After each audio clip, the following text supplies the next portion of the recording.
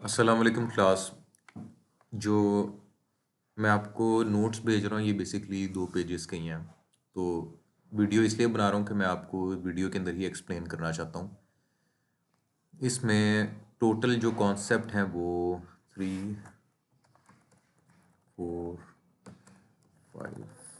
5 concepts हैं और ये कॉन्सेप्ट इम्पॉर्टेंट हैं। तो सबसे पहला कॉन्सेप्ट है ट्रांजैक्शन फंडामेंटल्स। जो डेटाबेस है जब भी उसमें कोई क्यूरी रन होती है तो उसको एक ट्रांजैक्शन कहा जाता है। और ट्रांजैक्शन टर्म इस वजह से इंट्रोड्यूस हुई क्योंकि जो सबसे पहली एप्लीकेशन जो प्रोमिनेंट थी जिसने डेटाबेस को सबसे कॉमन कर दिया हमारी इंडस्ट्री में वो बैंकिंग थी। A logical unit of work like a bank transfer that involves one or more database operation, it must be completed entirely or not at all to keep data consistent.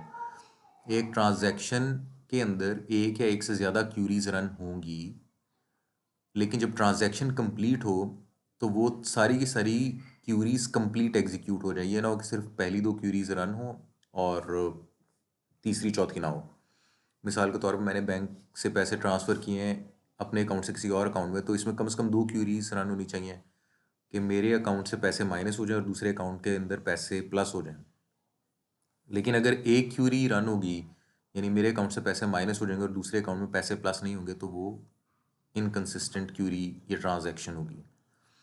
Commit. The successful completion of a transaction where data changes are permanently saved. जब एक दफ़ा transaction execute होगी और वो दोनों execution Curie execution के बाद respective databases में डाटा सेव हो चुका हो उसको कमिट कहेंगे। और रोल बैक ये है कि कोई एक ट्रांजैक्शन हुई एग्जीक्यूट, उसने लेट्स सपोज एक डेटाबेस को इफेक्ट किया या 2 बैंक के 2 डेटाबेसेस को इफेक्ट किया, तो जब रोल बैक होगा तो वो एक बैंक रोल बैक नहीं करेगा। रोल बैक का मतलब ये कि वो कहते हैं जी ट्रांजैक्शन फेक है तो हमें इसको डेटाबेस में से रिमूव करना है, तो वो फिर सिर्फ एक डेटाबेस एक कंपनी या एक बैंक रिमूव नहीं करेगा। उस ट्रांजैक्शन के अंदर जितनी भी एसोसिएटेड क्यूरीज थी उन सारों का रोल बैक होना ज़रूरी है। तो रोल बैक का मतलब है कि आप क्यूरी को रिवर्स कर दो, जो उसने चेंजेस डेटाबेस में किए थे उसको रिवर्स कर दो। आगे आ जाती है ACID properties. ACID stand for atomicity, consistency, isolation और ड्यूरेबिलिटी। तो डेटाबेस की एसिड प्रॉपर्टीज़ होती हैं। एटॉमिसिटी क्या है? ऑल और nothing. The transaction is a single unit, if one part fail the whole thing fail. अगर ट्रांजैक्शंस मल्टीपल क्यूरीज पे डिपेंड करेंगी तो उसमें से सिर्फ एक या दो रन नहीं होनी चाहिए, सारी की सारी इकट्ठी रन होनी चाहिए। इसको एटॉमिसिटी कहते हैं। Consistency, the transaction must leave the database in a valid correct state, that is money isn't lost during a transfer. जब डेटाबेस के अंदर क्यूरी एग्जीक्यूट होगी तो वो उसको इनवैलिड स्टेट में ना छोड़ दें।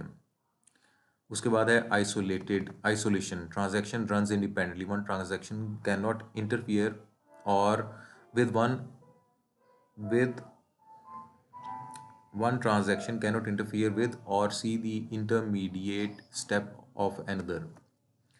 इसको मैं ऐसे बयान करूँगा, जब आप कोई भी बैंक से ट्रांजैक्शन करोगे तो वो ट्रांजैक्शन उस टाइम ज़रूरी नहीं कि पूरी दुनिया में सिर्फ आपकी ही हो रही हो। उस बैंक पे उसी टाइम पे बहुत सारी और एटीएम ट्रांजैक्शंस या ऑनलाइन ट्रांजैक्शंस हो रही होंगी। तो एक सेकंड में जो बैंक है वो 10-15 हज़ार ट्रांजैक्शंस एग्जीक्यूट करने के लिए केपेबल होता है। तो उसको आइसोलेट करना आना चाहिए। यानी आपकी जब क्यूरी एग्जीक्यूट हो रही है तो वो आपकी क्यूरी का इफेक्ट किसी और क्यूरी पे ना होने दे, तो ये आपकी क्यूरी आइसोलेशन कहलाएगी। उसके बाद है durability. Durability, once transaction is committed the changes are permanent even if power fails immediately after. Query run हुई और सिस्टम शट डाउन हो गया तो वो चेंजेस जो क्यूरी ने मेक करने थे वो टेम्परेरी नहीं होने चाहिए थे, वो परमानेंट होने चाहिए थे। Even in case of emergency, अगर सिस्टम क्रैश भी कर जाए तो क्रैश करने से पहले जो ट्रांजैक्शन एग्जीक्यूट हो जाएं वो डेटाबेस में परमानेंट चेंजेस कर दें। इसको हम ड्यूरेबिलिटी कहेंगे। अब आगे आ गया जी डेटाबेस रिकवरी। डेटाबेस रिकवरी को समझाने से पहले मैं कुछ आपको दिखाना चाहूँगा। हमने PHP माई एडमिन पे काम किया था। तो लोकल होस्ट, जब मैं आपको ये डेटाबेस का एक लिंक ओपन करके दिखाऊंगा तो बेसिकली यहाँ जो डेटा लोड हो रहा है वो लोड हो रहा है जैम सर्वर में से, जैम सर्वर के अंदर हमने वेब एप्लीकेशन बनाई थी PHP रैड वाली। तो हम htdocs के अंदर अपने वेब एप्लीकेशन को रखते थे, लेकिन जो डेटाबेस है वो MySQL फोल्डर में पड़ा होता है। और MySQL फोल्डर के अंदर अगर हम डेटा में जाएं तो यहाँ जितने फोल्डर हैं बेसिकली ये डेटाबेसेस को रिप्रेजेंट करते हैं जो मेरे पास इस टाइम बने हुए हैं। लेकिन यहाँ पे अगर बैकअप पे जाएं तो ये आपको कुछ लॉग फाइल्स नज़र आएंगी। अब लॉग फाइल्स की इम्पोर्टेंस को मैं एक्सप्लेन करना चाहूँगा, जो अब अगला कॉन्सेप्ट है उसमें। कॉन्सेप्ट है डेटाबेस रिकवरी। अब डेटाबेस रिकवरी बेसिकली ये कहती है कि इन केस डेटाबेस क्रैश कर गया है और लेट्स सपोज 7 बजे मैंने डेटाबेस का बैकअप लिया था और 7 से लेकर 10 बजे तक सिस्टम चल रहा था, और 10 बजे सिस्टम क्रैश कर गया और इस दौरान मैंने डेटाबेस का बैकअप नहीं बनाया और वो सिस्टम में सेव नहीं हुई, जो क्यूरीज रन होनी चाहिए थी वो डेटाबेस में सेव नहीं, या डेटाबेस लेट्स सपोज करप्ट हो गया। तो 7 बजे के बाद से लेके 10 बजे तक अब डेटाबेस के अंदर वो डेटा सेव नहीं है, तो वो कहाँ सेव होगा? वो सेव होगा लॉग फाइल्स में। हर database management system, basically PHP MyAdmin एक डेटाबेस मैनेजमेंट सिस्टम है MySQL का। जिस तरह MariaDB एक डेटाबेस है और उसके लिए जो डेटाबेस मैनेजमेंट सिस्टम आप इस्तेमाल करते हो आप HiDSQL करते हैं। तो ये जो डेटाबेस मैनेजमेंट सिस्टम होता है, जब भी वो क्यूरी रन करेगा, ना सिर्फ वो डेटाबेस में ऑपरेशन एग्जीक्यूट करेगा, रीड राइट अपडेट डिलीट, वो साथ ही साथ उनकी लॉग फाइल्स भी बनाएगा कि इस टाइम मैंने इस टेबल पे ये क्यूरी रन की थी। तो उसका फ़ायदा क्या है? Pre processing, reloading the last backup and manually retyping all transaction that happen since they were slow. अब डेटा सिनेरियो ये है कि जी 7 बजे मेरा डेटाबेस 7 बजे बैकअप बना था और 10 बजे क्रैश कर गया। अब मैंने डेटाबेस लेटेस्ट ढूंढा तो वो करप्ट हुआ था, मैंने 7 बजे वाला डेटाबेस रीस्टोर कर दिया। अब 7 बजे से लेकर 10 बजे तक जितनी भी उसमें ट्रांजैक्शंस हुई हुई थी वो मिसिंग है। तो पहला स्टेप ये कि री प्रोसेसिंग, मैं लॉग फाइल ओपन करूँगा और फिर मैं मैनुअली हर क्यूरी को दोबारा दोबारा एग्जीक्यूट करूँ, तो ये री प्रोसेसिंग कहलाएगा। उसके बाद है रोल फॉरवर्ड।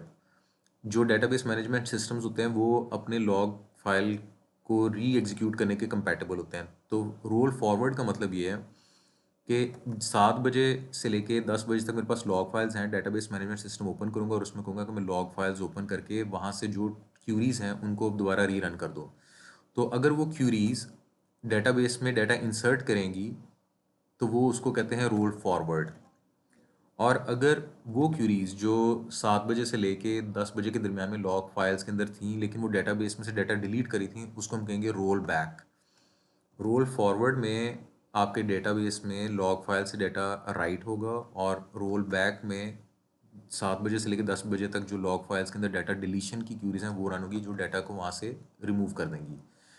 और चेक पॉइंट ये कहलाता है, यानी चेक पॉइंट का मतलब ये है कि जो लॉग फाइल्स हैं उसमें हर क्यूरी के साथ एक टाइम सेव हो कि किस टाइम पे कौन सी क्यूरी रन हुई है, ताकि वो उसी ऑर्डर के मुताबिक उन क्यूरीज को रन करके डेटाबेस को रिकवर कर सकें।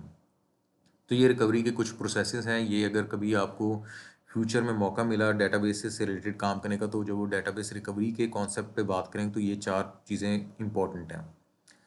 अब आ जाता है बैकअप टाइप।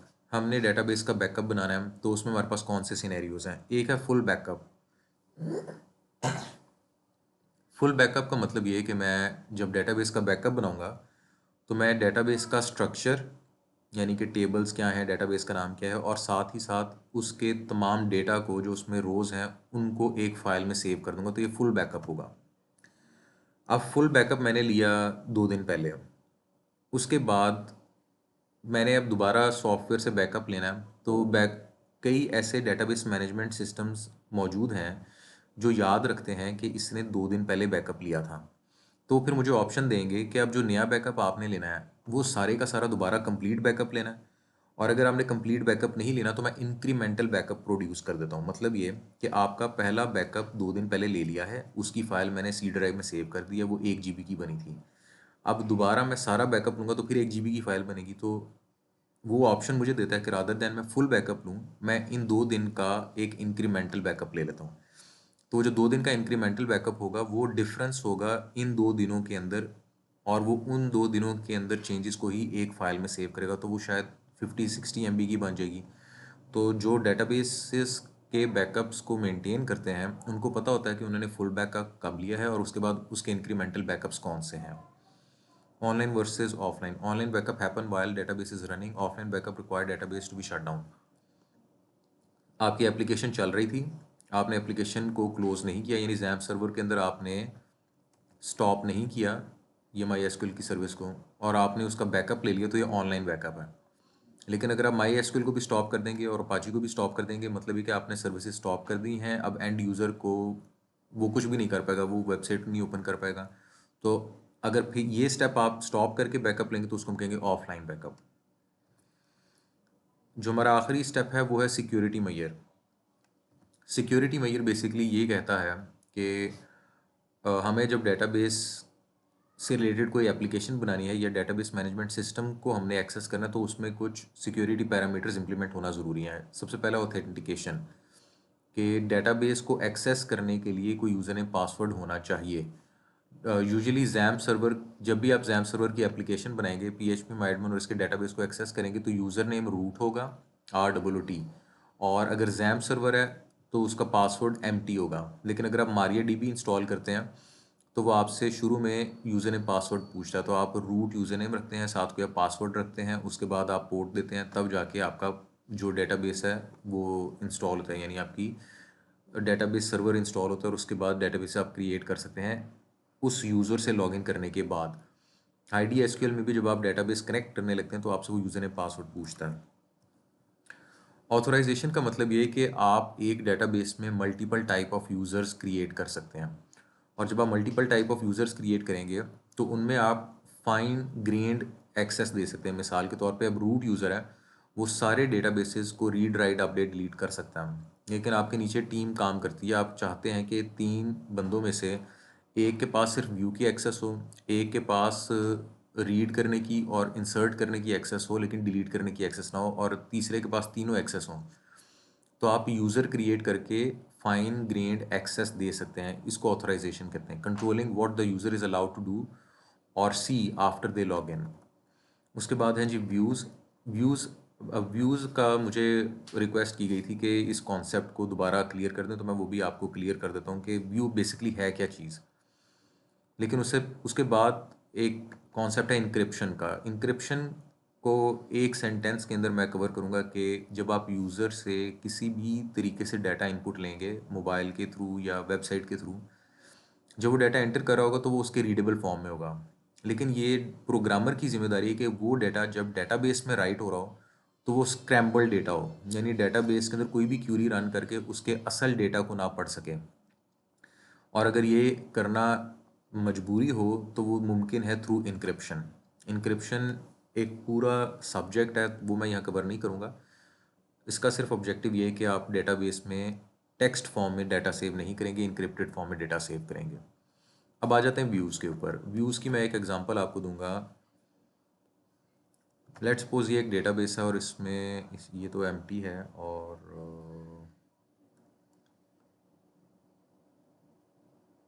ये टू डू DB वाला एक डेटाबेस है, और इसमें भी कोई टास्क मौजूद नहीं है। लेट्स सपोज ये एक डेटाबेस मौजूद है और इस डेटाबेस के अंदर मल्टीपल टेबल्स हैं, और इसमें हमारे पास इंडिविजुअल मैसेजेस मौजूद हैं। Does not exist in engine। May be शायद मेरा डेटाबेस करप्ट हो गया।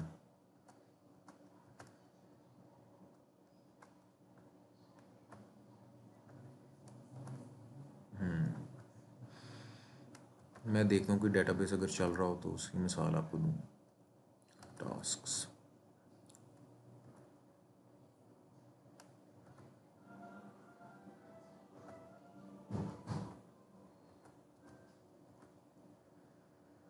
थोड़ा सा इंतज़ार करें, मुझे सही डाटा ढूंढने में थोड़ा टाइम लग रहा है।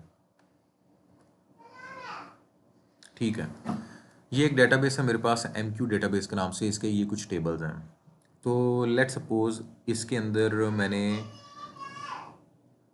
मेरे पास KPIs का एक टेबल है और इसमें ये एक टाइप ऑफ डेटा मौजूद है, और मैं यहाँ पे इसको कहता हूँ where KPI underscore name like,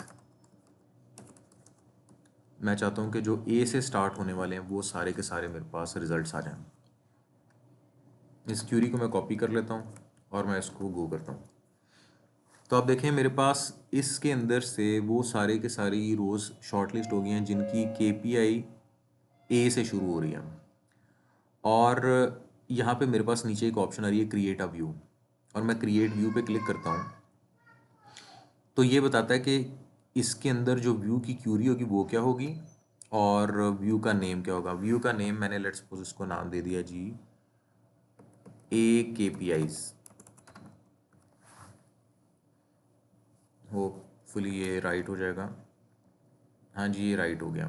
तो जब एक दफ़ा ये राइट हो गया तो मेरे पास यहाँ पे डेटाबेस के अंदर MQ के डेटाबेस में टेबल्स आ रहे हैं और टेबल्स के साथ व्यूज़ आ रहे हैं। तो व्यूज़ के अंदर एक API आ रहा है। एक API को मैंने क्लिक किया तो ये मेरे पास रिकॉर्ड शो हो गया। अब इसमें हुआ ये है कि इसके पीछे क्यूरी वही रन हो रही है जो मैंने अभी आपको बनाकर दिखाई, लेकिन जब ये एक व्यू के अंदर कन्वर्ट होगा तो ये ट्रीट होगा एज अ टेबल।